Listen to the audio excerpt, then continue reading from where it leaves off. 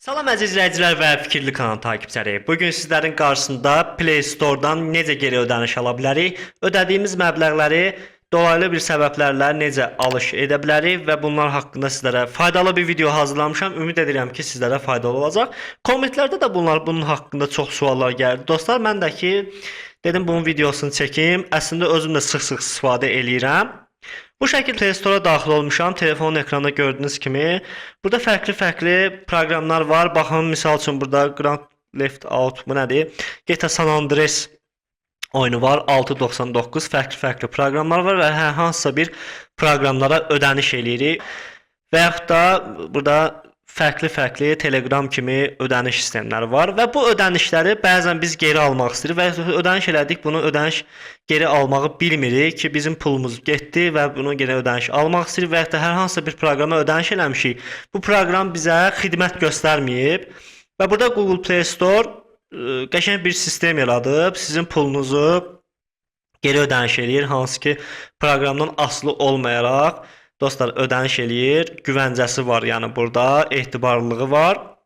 Yəni burada qeyd edeyim ki, əslində çox hallarda geri ödəniş eləyir, amma bəzi hallarda eləməyə də bilər. %100 belə bir şey yoxdur ki, sizin səbəbiniz yoxdursa, hər hansısa tutaq ki, PUBG Mobile-ə siz hər hansısa bir coin yükləmisiniz.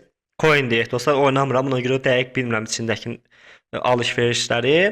Coin yükləmisiniz və yaxud da PUBG olmasın, burada hansısa bir oyuna siz o coin istifadə eləmisiniz və yaxud da silah almısınız, tutaq ki onu istifadə eləmisiniz və onun pulunu geri almaq istəyirsiniz. Onda Google Play Store sizə geri ödəniş etməyə bilər.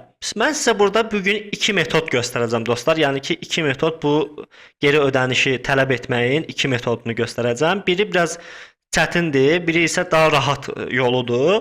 Hər ikisindən də istifadə edə bilərsiniz.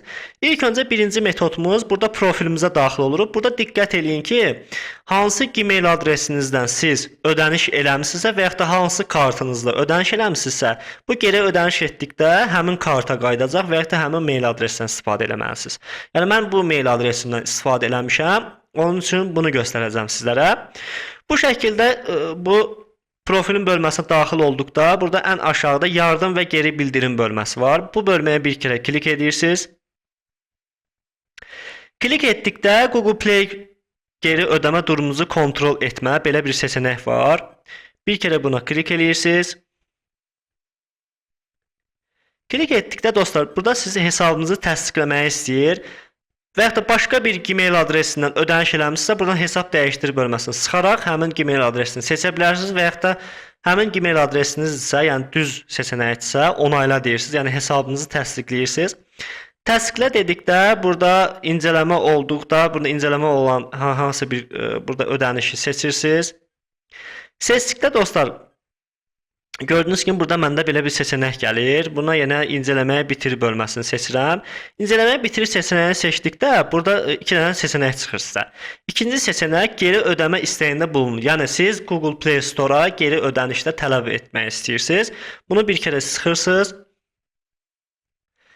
Sıxdıqda belə bir ekran gəlir. Burada politikaları var. Siz bunu oxumaya da bilərsiniz. Devam deyirsiniz. Devam dedikdə hesabınızı onaylayırsınız. Hesabınızı onayladıqda baxın, mən burada fərqli-fərqli saytlara ödəniş eləmişəm. Yəni ki, proqramlara ödəniş eləmişəm. Hər hansısa bir ödəniş almaq istədiyiniz proqram və məbləği dəqiq bunu seçirsiniz. Seçdikdən sonra devam deyirsiniz dostlar. Devam dedikdə burada Play Store sizdən bir səbəb soruşur. Yəni hansı səbəbdən siz bu geri ödənişi eləyirsiniz və yaxud da səbəbi nədir? İlk seçənəyimiz ürünü yanlışlıqla satın aldım. Yəni ki, bunu da seçə bilərsiniz. Bu da bir səbəbdir. Yəni ki, səhvən almışam. Başqa bir proqrama ödəniş eləyəcəkdim. Bu proqrama etmişəm. İkinci seçənəyimiz ürünü artıq istəmiyorum və yaxud da bunu da belə bu şəkildə eləyin, mən tövsiyə eləyirəm. Tutaq ki, siz PUBG Mobile-ə ödəniş eləmisiniz, coin almısınız, onu istifadə eləməmisiniz. Onu istifadə eləməyib, burada artıq istəmiyorum seçənəyini seçib, geri ödəniş tələbi eləyə bilərsiniz. Yəni tutarlı bir səbəbiniz olur və yaxud da onu siz istifadə eləyib artıq bu seçənəyi seçirsinizsə, onda sizə problem yaşada bilər, ödənişi geri qaytarmaya bilər dostlar. Ürünü satın aldım, amma ürün əlimə keçmədi. Bu da nə deməkdir? Bunu da sizlərə qısaca izah eləyim. Yəni siz tutaq ki, hər hansısa bir proqrama balans artırmısınız, tutaq ki, ödəniş eləmisiniz, o həmin proqramda sizə xidmət göstərməyib, onda bu seçeneği seçirsiniz. Ürün bozuk və ya tanıdığı kimi çalışmıyor. Yəni bu nə deməkdir? Tutaq ki, reklamda başqa bir şey göstərib sizə görmüş olarsınız sıx-sıx bu proqramların reklamları çıxır və yaxud da telefona Play Store-dan proqram köçürdürsünüz, o proqramın üçün reklamlar çıxır. Orada reklamda sizə göstərib ki, nə bilim nəsə sizə xidmət göstərəcək, amma siz ödəniş eləmisiniz, o xidməti qarşılığında ala bilməmisiniz. O zaman bu seçeneği seçirsiniz. Ürün bozuk və ya tanıdığı gibi çalışmır. Yəni ödəniş eləmisiniz, heç bir şey əlinizə keçməyib. Yəni problemli bir proqramdır. Arkadaşım və ya ailə üzərindən bir ürünü izin olmadan satın almış. Yəni ki, sizin icazəniz olmadan telefonunuzu götürüb dostunuz və yaxud da evdəkilərdən biri dostunuz Play Store-a hansısa bir proqrama ödəniş eləyib. Axırıncı seçenəkdə ki, bu satın alma işləmi və ya ödəmə haqqında bilgim yoxdur. Bu şəkildə seçenəkləri var.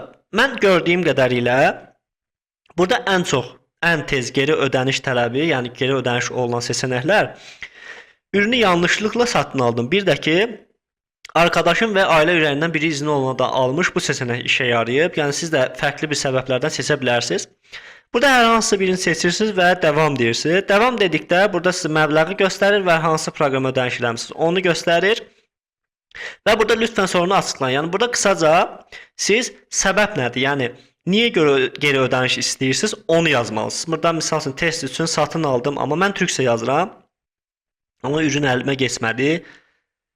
Bu şəkildə yazıb geri ödəniş tələbi istəyə bilərsiniz. Bunu da istədikdə bu adətən 24 saat, 48 saat arasında çəkə bilir. Hətta 1 saat içində də geri ödəniş sizə oluna bilər. Bankla əlaqədar da ki, bu 10-14 günə kimi çəkə bilir dostlar. Bu şəkildə birinci metodumuz belə işləyir. İndi isə keçək ikinci metodumuza və ikinci metodumuzda necə geri ödəniş tələb eləyə bilərik, bunu sizlərə göstərək. Nəyimiz daxil olursunuz Google Chrome-a, hər hansısa bir telefonunuzda, yəni ki, internet browserinə daxil olursunuz. Browserə daxil olub, Google-a daxil olub və Google-a daxil olduqda axtarış bölməsinə Google Play geri ödəmə yazırsınız. Bu şəkildə mənə yazdığım kimi yazırsınız. İlk sırada çıxan yazdıqda, baxın, ilk sırada məndə çıxıb Google Play Store geri ödəmə talep etmə seçeneği var. Bu çox qısa yoldur. Bu şəkildə daxil olduqda birbaşa sizi Google geri ödəniş səhifəsinə yönləndirir. Yəni orada bayaq birinci metodda göstərdiyim kimi çox uzun deyil, yəni ki, əziyyət çəkmək istəmirsinizsə bu şəkildə birbaşa sizi səhifəyə yönləndirir. Səhifəyə yönləndikdə təbii ki, burada ilk öncə hesabınızı təsdiqləyirsiniz, yəni hansı Gmail adresində onu onaylayırsınız, hardan ödəniş eləmisinizsə onu onaylayırsınız. Onayladıqdan sonra təbii ki, burada yəni hansı saytda ödəniş eləmisinizsə həmin məbləği seçirsiniz. Yəni misal üçün mən burada $1 ödəniş eləmişəm, bunu geri almaq istəyirəm. Burada bir səbəb seçirsiniz. Mən burada hər hansı bir səbəb seçmişəm. Qeyd edim ki, mənim seçdiyim səbəbi seçməyə də bilərsiniz. Fərqli bir şey də seçə bilərsiniz.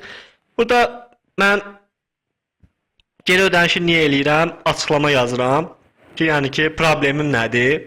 Qısaca yazıram. Bunları incələyirlər dostlar. Bunu diqqətlə eləyin ki, sonra problem yaşamayasınız. Və yazdıqdan sonra incələməyi bitir deyirəm. Yəni ki, tələb oluşdururam. Tələb oluşdurduqdan sonra belə bir səhifə gəlir. 15 dəqiqə içində sonuca erişirsəniz, sonuca öyrənirsiniz. Ancaq bir süre bazen 4 gün işçinin, yəni bu 15 dəqiqəyə də təsdiqlənə bilər və yaxud 4 iş günü ərzində də bu yoxlamaya alına bilər. Bu şəkildə burada bəni oraya götür seçeneği var ki, yəni ki, incələməyə baxmaq üçün geri ödəniş barədə məlumat almaq istəyirsə, həmin səhifədən daxil olub burada yoxlanış eləyə bilərsiniz. Yəni bizim ödənişimiz nə vəziyyətdədir? Tələbi etmisinizsə bu şəkildə sizə mail gəlir. Sayın kullanıcımız bu qədər məbləğdə sizə geri ödənişdə incələməyə almışıq. Yəni geri ödənişinizi yoxlayırıq. Bu şəkildə sizə mail gəlir. Dostlar, videomuz bu qədərdir. Yəni ki, burada qeyri-adi bir şey yoxdur, çətin bir şey yoxdur. Ümid edirəm ki, bizim videolarımızdan çoxlu şeylər öyrənirsiniz. Yəni ki, çoxlu faydalı məlumatlar alırsınız. Əgər ki, faydalı oldusa sizlərə də bunu dostlarınızla paylaşın və videomuzu bəyənin və dostlarınızla paylaşın ki, bizim videolarımızı izləyib faydalana bilsin. Təqdim etdiyi Fikirli kanalı.